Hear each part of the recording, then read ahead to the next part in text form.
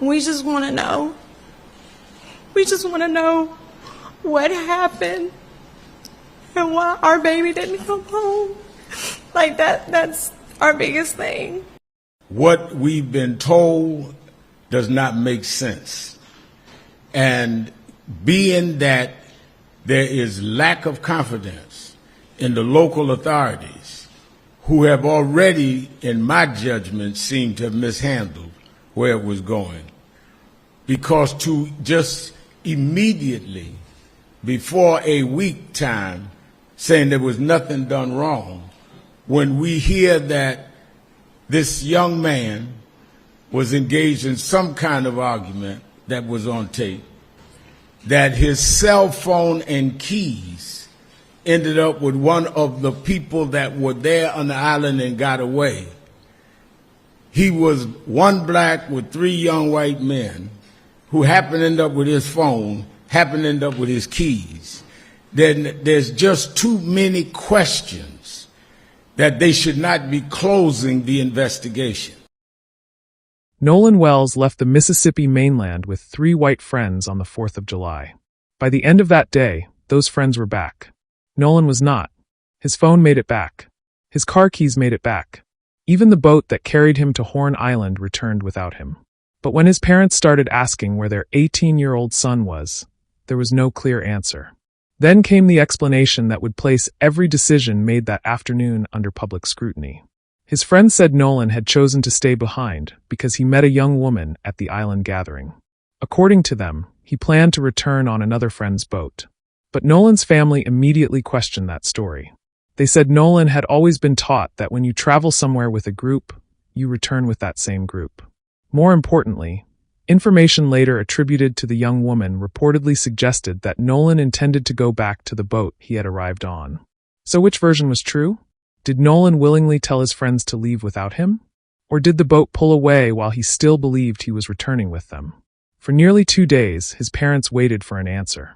Then, on the morning of July 6th, a National Park Service ranger found Nolan's body in the water near the northwestern side of Horn Island. He was only 18 years old. And as of now, authorities have not publicly determined exactly how he died.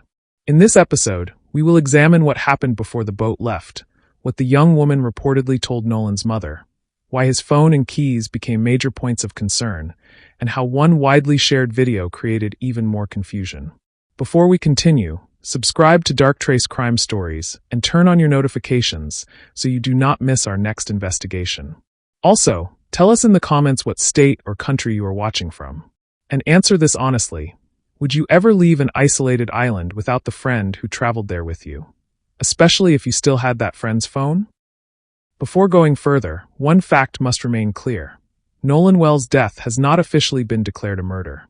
No suspect has been named. No one has been arrested or charged. Authorities have not released the final autopsy or toxicology results, and investigators have said drowning remains one possible explanation. But Nolan's family believes far too many questions remain unanswered for his death to be dismissed as a simple accident. Their concern is based on details that cannot be ignored. Nolan's friends returned to the mainland without him. The reason given for leaving him behind has been disputed. His phone and keys ended up in separate places, while recent activity his family expected to find on his social media accounts appeared to be missing. And several hours of his final day still have no publicly confirmed account. This is not yet the story of a proven killer and a solved crime. It is the story of an 18-year-old who went to an island with friends, vanished after they left, and was found dead before anyone could clearly explain his final movements. So as we follow those final hours, remember, there are claims, contradictions, and suspicions, but there is still no official answer. Now, to understand why Nolan's parents immediately questioned the explanation they were given, you need to know the kind of young man their son was.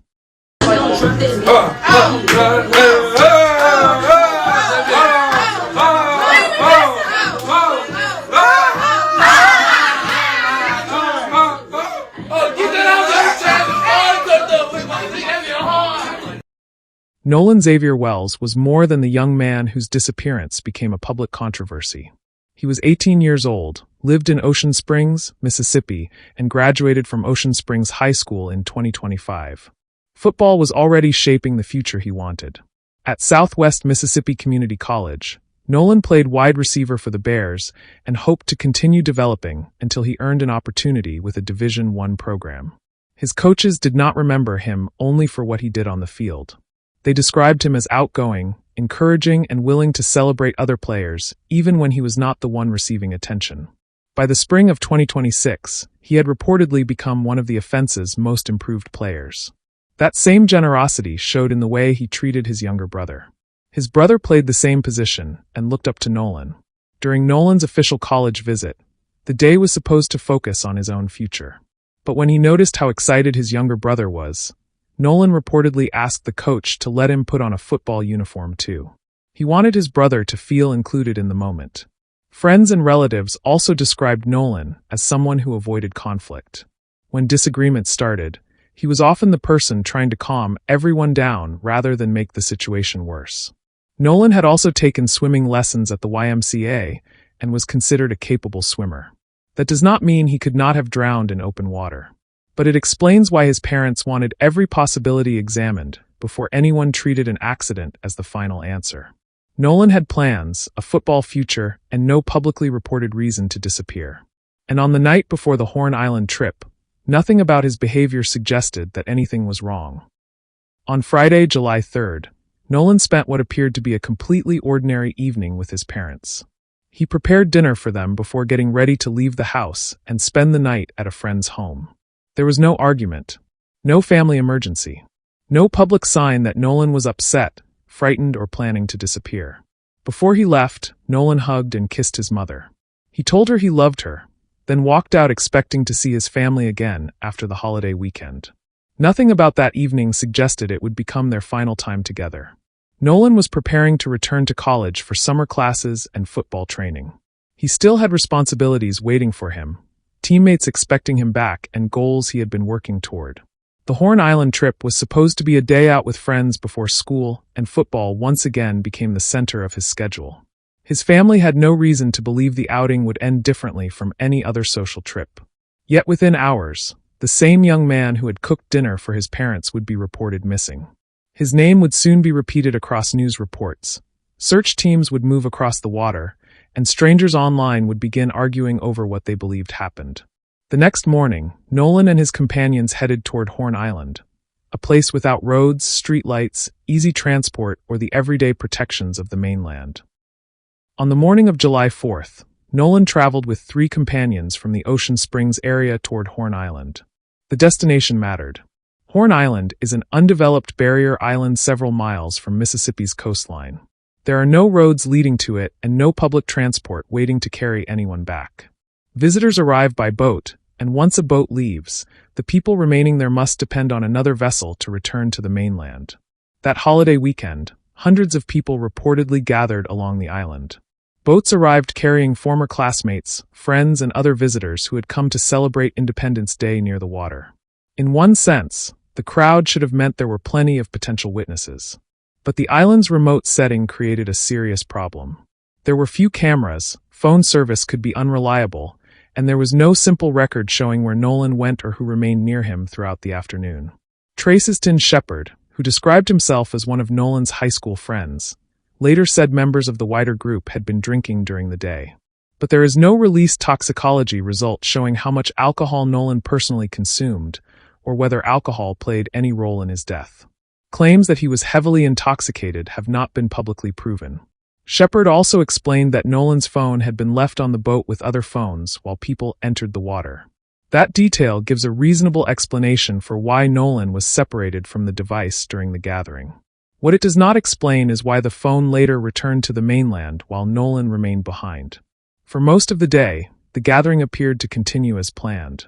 Then the boat that had carried Nolan to Horn Island reportedly began taking on water, forcing the group to make an early decision about leaving. Later that afternoon, the outing changed because the boat that had carried Nolan and his companions to Horn Island reportedly developed a serious problem.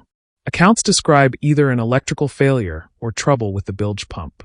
Whatever the exact fault, the boat began taking on water, and the group decided they could not remain as long as planned. They needed to return to the mainland before the problem became worse. That decision created the most important break in Nolan's final known movements. Public reports place Nolan's last confirmed sighting at about 3 p.m. But one account says the boat did not leave Horn Island until roughly 4:30 p.m. Those are not the same moment. The first is the last time someone could confirm seeing him. The second is the reported time the boat pulled away. What happened between those 2 points remains unclear. According to Traciston Shepard, Nolan had met a young woman during the gathering and said he wanted to stay. Shepard presented that decision as Nolan's own choice, not something forced on him by the group. He said Nolan expected to leave later on another friend's boat. Sheriff John Ledbetter gave a similar account of what investigators had been told. Nolan had chosen to remain on the island and believed another ride was available. On the surface, that explanation sounds simple. A boat develops trouble. One person decides to stay. The rest leave early. But several practical questions follow. Who, exactly, had agreed to take Nolan back? Was a specific boat operator named? Did that person know Nolan was depending on them? Had Nolan actually spoken to the person who was supposed to carry him home? Or was everyone relying on an assumption? And if Nolan had decided to remain, why did he not reclaim his phone before the boat left? Did he know his keys were also heading back to the mainland?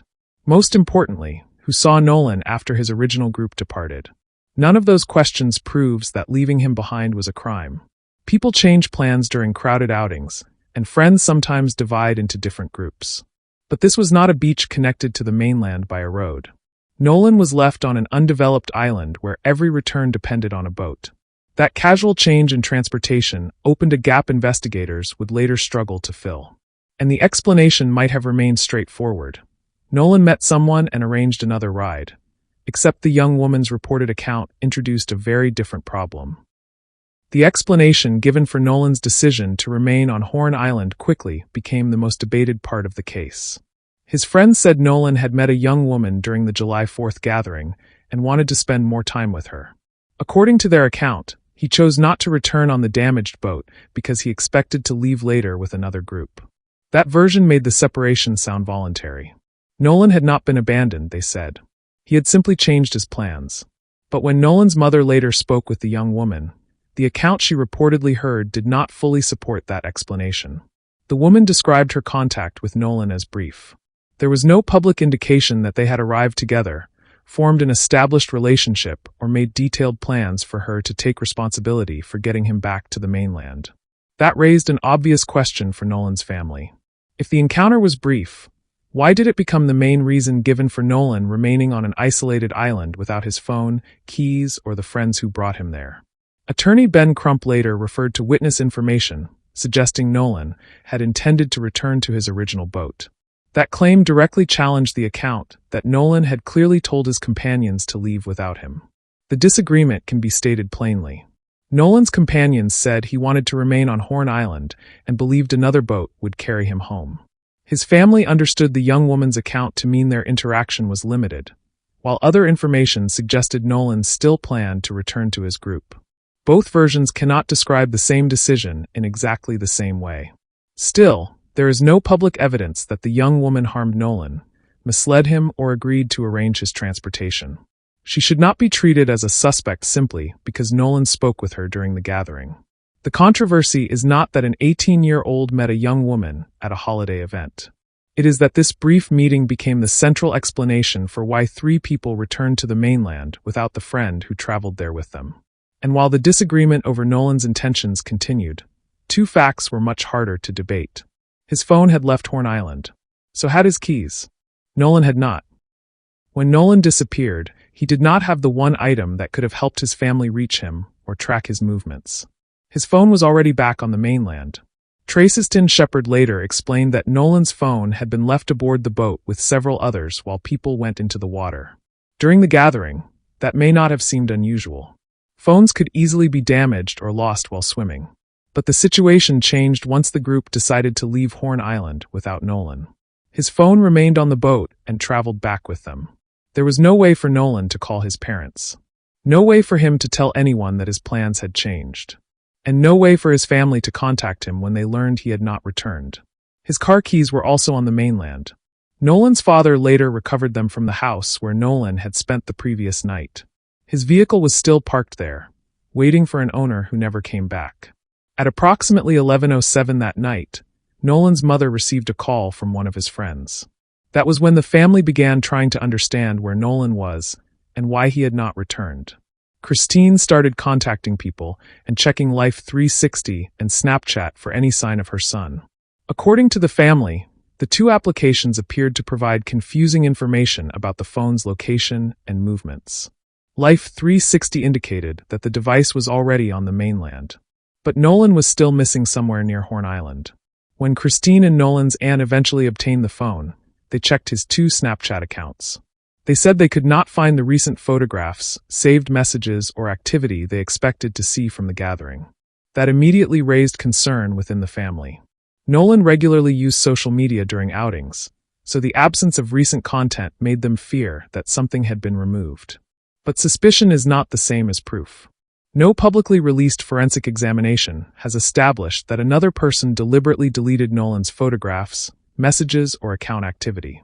Snapchat content can disappear automatically, remain unsaved, or become unavailable for several reasons.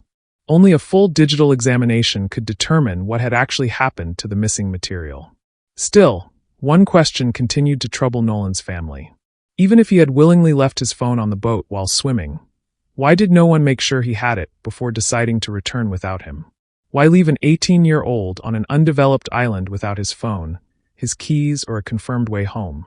Let us know in the comments which detail concerns you more: the conflicting explanation for why Nolan stayed, or the fact that his phone and keys returned while he did not. I can't fathom why he would. I don't know why he would. We always taught him to, if you go with a group, you stay with a group. Even when he was in college, he would say, "Dad, well, we're gonna ride down to a party or something in another city."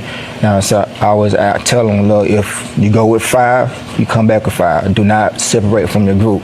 Because I always said safety is in numbers, and he always said, "Yes, sir." So he knew to stay with his group. Say you have Nolan's cell phone and messages were deleted. How could you tell messages were deleted? Well, his parents got the phone back, and that's something that's important, Michael, because they tracked this phone on Life 360. So Life 360, but when I received the phone call from Warren, I immediately called my friend Tashima, and I said, "Hey, have you guys seen Nolan?" Because her two sons, Jalen and Javon, they grew up together. They played City League sports together. When they got into school, they played sports together.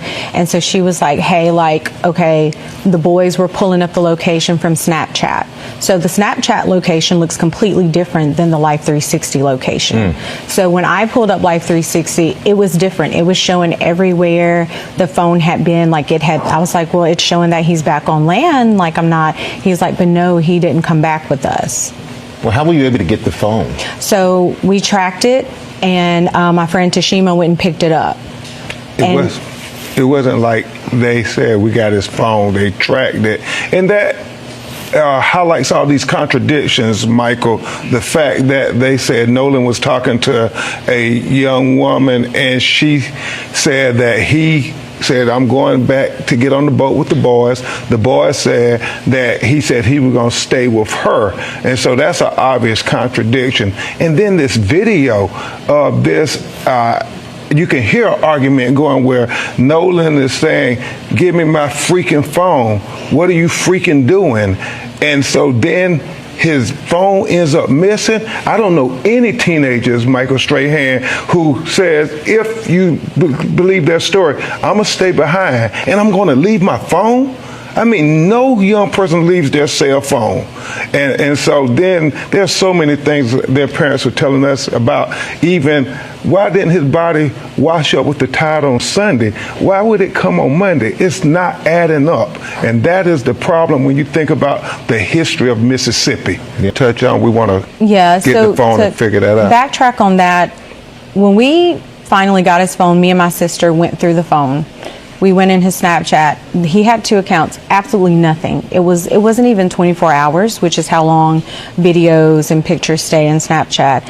And I was just like, that can't be. I've seen Nolan whenever he snaps. Like when he goes and he's having fun, like he does videos. Like there was absolutely nothing, no saved videos. And even my sister was like, yeah, that's suspicious, you know. Nolan was last reported seen during the afternoon, but his mother did not learn that he had failed to return until approximately 11:07 that night. By then, several hours had passed since the boat carrying his companions left Horn Island. Those missing hours quickly became one of the most troubling parts of the case. When did Nolan's friends first realize he had not secured another ride? Did anyone contact the person who was supposedly bringing him home? Did anyone turn back toward Horn Island to look for him? Who tried to call him before remembering that his phone was already on the mainland? And when did anyone first alert the Coast Guard that an 18-year-old had been left on an undeveloped island and had not returned? These questions matter because Nolan's family was not watching his location from a phone he still carried. Christine Wansley was trying to trace a device that had come home without her son. She checked Life 360. She checked Snapchat. She called friends and relatives, trying to understand who had last seen Nolan and what plan had supposedly been made for his return. Around midnight, Christine began contacting authorities. The family later described confusion over which agency was responsible for responding. Horn Island is part of a federal national seashore, while the surrounding water and nearby mainland fall under different local, state, and federal jurisdictions. That uncertainty did not prove that anyone intentionally delayed the response. But for Nolan's parents, it meant precious time was spent trying to determine who should take the report and begin searching. Eventually, Nolan's parents met an officer in a McDonald's parking lot and provided the information they had gathered. Shortly after midnight on July 5th, Nolan was formally recorded as missing. By that point, his mother knew only that her son had not returned. His phone was already on land, and the explanation for why he had remained behind was still unclear. By the next morning, the possibility that Nolan had simply found another ride no longer seemed believable. His father was already preparing to head back toward Horn Island and search for him himself. By the morning of July 5th, Nolan's family was no longer waiting for someone else to bring him home. His father traveled back toward Horn Island with one of Nolan's football coaches, hoping they might find him somewhere along the shoreline or learn that he had boarded another boat after all. As the hours passed, the search expanded. At approximately 12:26 p.m., the United States Coast Guard received a formal request for assistance from the Jackson County Sheriff's Office. An urgent marine broadcast was issued, alerting boaters in the area that an 18-year-old was missing near Horn Island. The operation soon involved Coast Guard crews, the National Park Service, the Mississippi Department of Marine Resources, sheriff's personnel, fire departments, wildlife officers, and the United Cajun Navy. Boats moved across the water while aircraft searched from above. Teams examined the island and the surrounding area for any sign of Nolan. A command post was established at the Lake Mars boat launch, giving the agencies involved a central point from which to coordinate information and search efforts. For Nolan's parents, the waiting continued. They had already spent the night trying to understand why their son had not returned. Now they watched as rescuers searched the same island where he had last been seen, still hoping there was an explanation that would bring him home alive.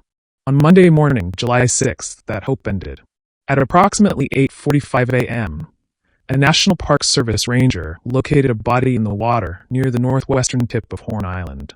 The discovery came roughly 2 days after Nolan was last reported seen during the 4th of July gathering. His family was taken to the command post and later to the coroner's office. On July 7th, dental records formally confirmed that the person found in the water was Nolan Xavier Wells. He had been located close to the island where the unanswered story began. The search for a missing teenager was over. But finding Nolan did not explain how he entered the water, where he had gone after his companions left, or what happened during the hours no witness had publicly accounted for. After Nolan was found, the grief did not remain inside his family's home. It moved into the streets of Ocean Springs. On Saturday, July 11th, hundreds of people gathered near the intersection of Government and State Streets. The demonstration began at approximately 5 o'clock in the evening, with residents arriving carrying signs, waving flags, and repeating the name at the center of the unanswered questions. Nolan Wells. Members of Israel United in Christ marched through the area and continued down Government Street before returning to the larger crowd. Around them stood young people, parents and grandparents. Some who had known Nolan personally and others who had never met him but saw their own sons and grandsons in his story. For many of those present, the purpose was simple: make sure Nolan's name was not forgotten while the investigation remained incomplete. 19-year-old Nicholas Madison said the gathering was about saying Nolan's name and showing other young people that they could take part in demanding change. Other residents explained why the case felt personal. Quanta Green said she was a mother of 2 sons and that Nolan's death hit home for her. Gordon Jackson said Nolan could easily have been his grandson. Jaron Lowry, an Ocean Springs resident who had known and previously employed Nolan, remembered him as a respectful young man whose character reflected the way his parents had raised him. But the crowd was not there only to mourn. They were also asking why an 18-year-old had traveled to Horn Island with friends, failed to return with them, and was later found dead before the public had received a complete account of his final hours. They wanted transparency. They wanted every witness interviewed. They wanted the original photographs and recordings reviewed. And they wanted Nolan's family to receive answers supported by evidence rather than assumptions. Nolan's mother had already made her position clear about demonstrations held in her son's name. Christine Wansley asked supporters to remain peaceful, explaining that Nolan himself did not believe in division or violence. That request reflected the young man his family had described from the beginning, a peacemaker who tried to bring people together rather than push them apart. So the people marching through Ocean Springs carried 2 messages at once. They were honoring Nolan's life, and they were refusing to let the questions surrounding his death disappear. But while hundreds called his name in the streets, another piece of the story was spreading online. A short video that some believed captured a confrontation involving Nolan shortly before he vanished. The goal of today's protest, I feel like, would be just to say his name. Yes, sir, Nolan Wells. For me, this means a whole lot because I have my kids in this community too. Hey, Nolan Wells. I'm a mom. I have 2 sons, so it hit home for me. Nolan Wells could have easily been my grandson. Yes, sir, Nolan. I feel like today's testament is that we want answers. It's not about vengeance. It's not about accusations. It's about the truth, and it's about transparency. We're going to stand behind the family, and that's why we're out here. No peace. A lot of times, these stories go unnoticed. Because Nolan Wells is not the only one. There has been a long historic string of young black men losing their life under very suspicious circumstances. I am the family of Emmett Till. And my family is here in support of what's going on because this young man should not be dead. No justice, no peace. So I know him personally as a kid before he went out to college. It's hard in this generation to find kids that still say yes sir, no sir. Nolan Wells. And when he came to me and wanted to work, he said, my mom and dad told me I gotta get my own money. And I said, but when you go out to college, I want you to make good choices and decisions to set you up for a lifetime. And he said, yes sir. That says a lot about his home life. It says a lot about his parents, and it says a lot about him. The things that he did while he was here on earth, it left a statement and a place in a lot of people's heart. Life is precious, no matter what color you are. That's a fact. We just need to get to the facts of what really happened. That's really what it's about, the facts. It's not about the color of the skin, it's about sticking to the facts of whatever it is. And if it's something that happened as a mistake, then just let's speak about it. Let's talk about it. That's it. I'd just like to say to him and his soul, man, rest in peace. And we always love you, man. And you did everything you could while you was here. And you did a great job. And that's it. As Nolan's name spread beyond Mississippi, support for his family began arriving from people who had never met him. Christine Wansley established an official GoFundMe after her son's death.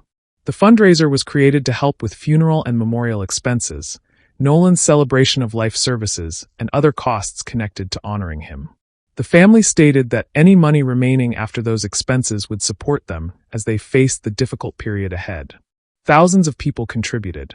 By July 10th, the fundraiser had already received more than $390,000. The support continued growing, and Variety reported that it had reached $574,719 by the afternoon of July 11th. One of the largest publicly reported contributions came from media businessman Byron Allen, who donated $100,000 directly to the fundraiser. Other recognized donors included comedian Lil Rel Howery and college quarterback Deuce Knight. But the campaign was not built only by public figures. Thousands of ordinary people gave what they could, leaving messages of sympathy and demanding answers for Nolan's family. Then two well-known figures offered to take responsibility for major expenses the family was facing. Former NFL quarterback Colin Kaepernick agreed to pay for an independent autopsy in Washington, D.C. Nolan's family wanted a forensic pathologist with no connection to Mississippi authorities to conduct a separate examination of his remains. Kaepernick's contribution allowed them to seek that second medical opinion without carrying the financial cost themselves. Tyler Perry reached out after learning about Nolan's death and agreed to cover the funeral expenses. Perry said the family's search for answers affected him personally because he had also experienced the pain of unanswered questions surrounding deaths involving people close to him. Attorney Ben Crump later publicly thanked Perry for paying for the funeral and Kaepernick for carrying the cost of the independent examination. Reverend Al Sharpton also agreed to officiate Nolan's funeral service. The money could not answer what happened after the boat left Horn Island, but it removed some of the immediate financial pressure from parents who were trying to bury their 18-year-old son, while also paying experts to examine why he never came home. And as support for the family continued growing, so did public interest in one short recording from Horn Island. A video some believed showed Nolan involved in a confrontation before he disappeared. After Nolan's body was found, a video recorded on Horn Island began spreading online. The clip appeared to capture an argument near the shoreline. As more people watched it, some claimed a person seen or heard in the recording was Nolan. Attorney Ben Crump initially said people familiar with Nolan believed the voice belonged to him, and that someone could be heard demanding the return of a phone. That interpretation immediately changed the public conversation. Until then, much of the attention had focused on the boat problem, the disputed ride, and the decision to leave Nolan behind. Now, the video seemed to introduce another possibility, that Nolan may have been involved in a confrontation before he disappeared. People replayed the clip repeatedly. They slowed the audio, increased the volume, and posted their own conclusions across social media. Before investigators had publicly confirmed who was speaking, many viewers had already accepted one version as fact. Then Tracyston Shepard challenged the entire interpretation. Shepard said the shouting voice in the recording was his, not Nolan's. According to him, the argument involved another man and had nothing to do with Nolan's disappearance. He also said Nolan was not shown in the part of the footage attracting the most attention. Shepard further denied that anyone in the exchange was demanding Nolan's phone. That left two completely different accounts attached to the same recording. Nolan's family attorney initially believed the footage might place Nolan in an argument connected to his phone. Shepard said the disagreement was his own and had no connection to Nolan at all. The problem was that the versions circulating online had often been copied, shortened, and altered for clarity. Those changes made it difficult to determine what could genuinely be heard or seen in the original recording. Investigators therefore asked people who had been on Horn Island to submit original, unedited photographs and videos from that day. The untouched files could contain details lost when clips were reposted or modified. The frustration was understandable. Nolan's family wanted answers, while the public wanted one piece of evidence that could explain everything. But the video did not provide that answer. Instead, it created another dispute over who was present, whose voice was heard, and whether the confrontation had any connection to Nolan's final hours. That disagreement soon pushed Shepard to defend himself and the rest of the group publicly, and what he said only widened the division surrounding the case. As criticism spread, Tracyston Shepard decided to speak publicly. He said Nolan's friends were grieving too. According to Shepard, the group had not harmed Nolan, forced him to remain on Horn Island, or knowingly left him without a way home. His position was direct. Nolan chose to stay. Shepard maintained that Nolan had met a young woman during the gathering and planned to return later on another boat. From his account, the decision was not made for Nolan. It was a change of plan Nolan made himself. He also defended the group against the growing accusations online, insisting, "We did no wrong." But his interview represented the account of one witness. It was not an official finding, and it did not settle what happened after the original boat left. Nolan's family still struggled to accept the explanation. They questioned why their son would remain on an undeveloped island without collecting his phone. His keys were already back on the mainland, and no specific person had been publicly identified as the boat operator who had definitely agreed to take him home. They also said leaving his original group in that way did not match the habits they had taught him. Nolan had been raised to arrive and leave with the people he traveled with. As public suspicion increased, the friends reportedly hired attorneys. That decision caused even more speculation, but obtaining legal representation is not evidence of guilt. In a nationally discussed death investigation, anyone facing interviews, public accusations, or possible legal consequences may seek counsel. People connected to the outing also reported receiving threats and harassment after photographs, names, and personal information spread online. By then, the case had divided into two sharply different views. One side believed Nolan made a voluntary decision, missed his expected ride, and later suffered a tragic accident.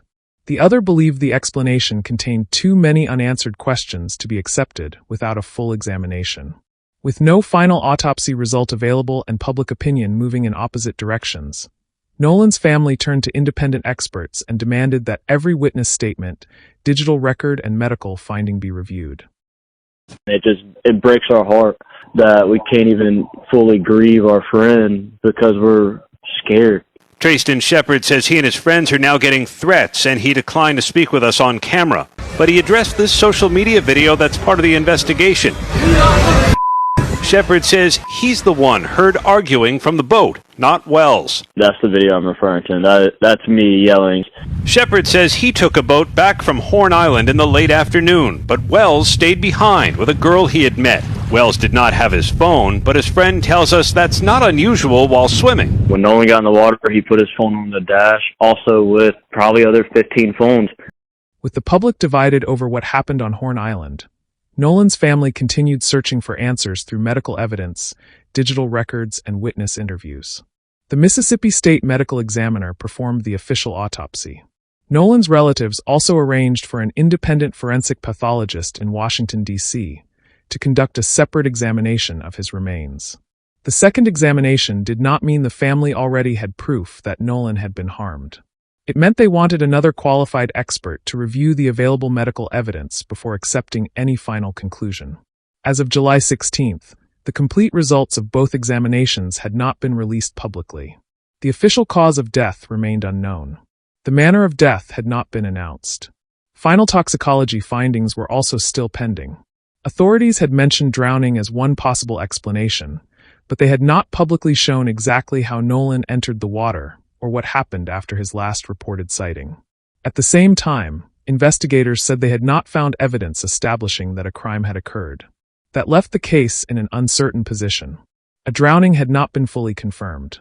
A homicide had not been established. And no one had been accused through the courts. The FBI later began assisting with the examination of digital evidence. That involvement was significant, but it should not be mistaken for an announcement that federal agents believed Nolan had been murdered. Horn Island is federal land, and the case involved electronic records, social media activity, photographs, videos, and a phone that had returned to the mainland without Nolan. Federal assistance could help investigators recover, preserve, and review that material.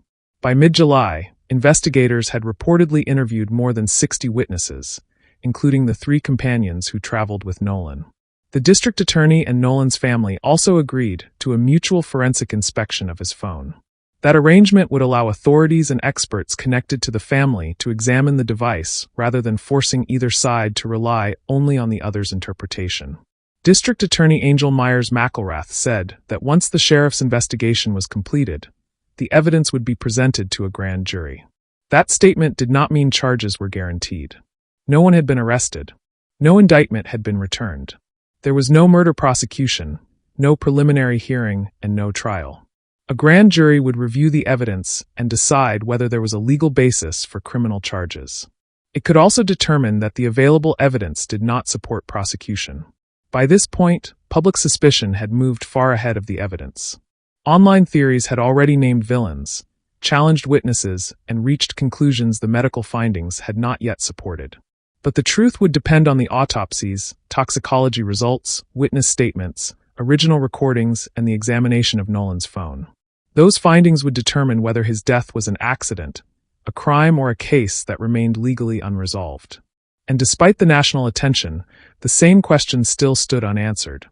What happened to Nolan after the boat left Horn Island? Do you think race might be a factor? Like my wife said, I don't want to believe that, but it's so many things have happened, and so many things have been swept under the rug. Like I said, Nolan didn't see color. He saw people for who they are.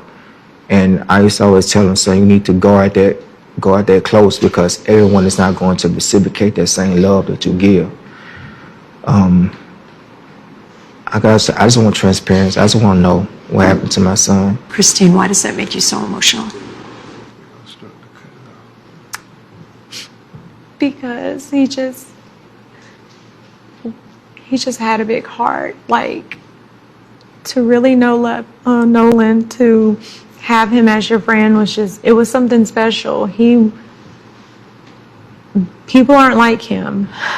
He was just different. And do you worry that he might have trusted too much?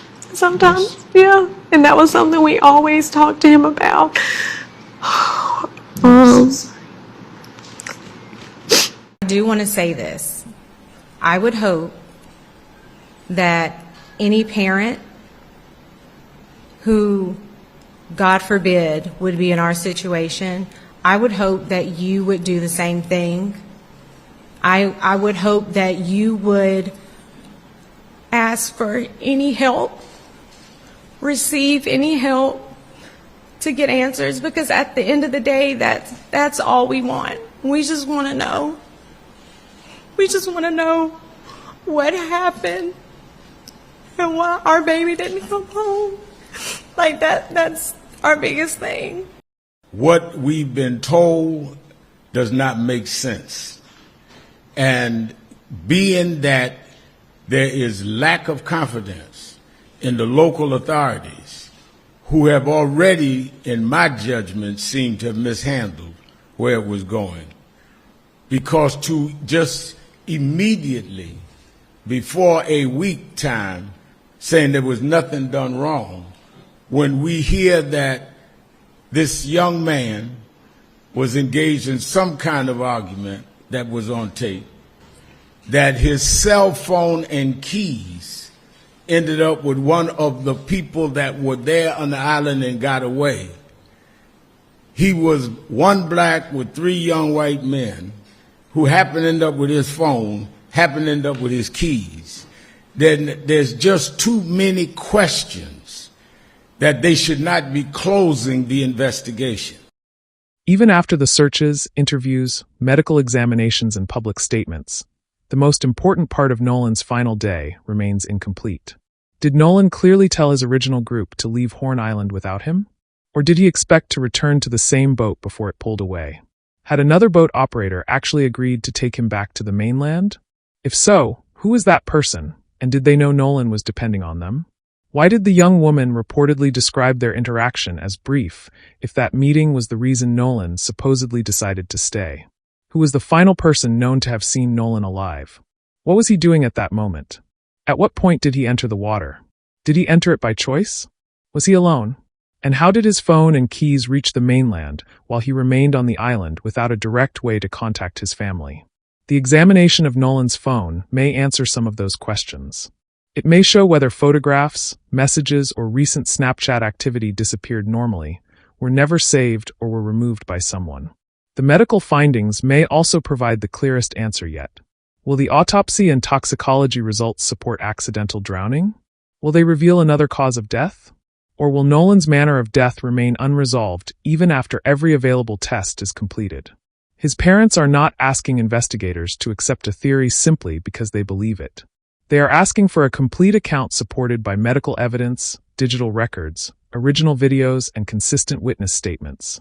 Because Nolan was not just a name in a public investigation. He was an 18-year-old college athlete preparing for another football season. He had summer classes ahead of him, teammates expecting his return, and a family that believed he would come home after a holiday trip with friends. Instead, his mother received a late-night call. His father traveled back toward Horn Island to search. And 2 days after Nolan was last seen, his body was found in the water. So what is the single most important unanswered question in this case? And do you believe the explanation that Nolan stayed voluntarily accounts for his missing phone, his keys, and the conflicting accounts of his intentions? Share your view respectfully in the comments. Subscribe to Dark Trace Crime Stories and share this episode, because someone who was on Horn Island may still have an original recording or first-hand information that could help establish Nolan's final movements. Until the medical and digital evidence is complete, Nolan's death cannot responsibly be reduced to either his friends killed him or he simply drowned. What happened after the boat left is still the question his family needs answered.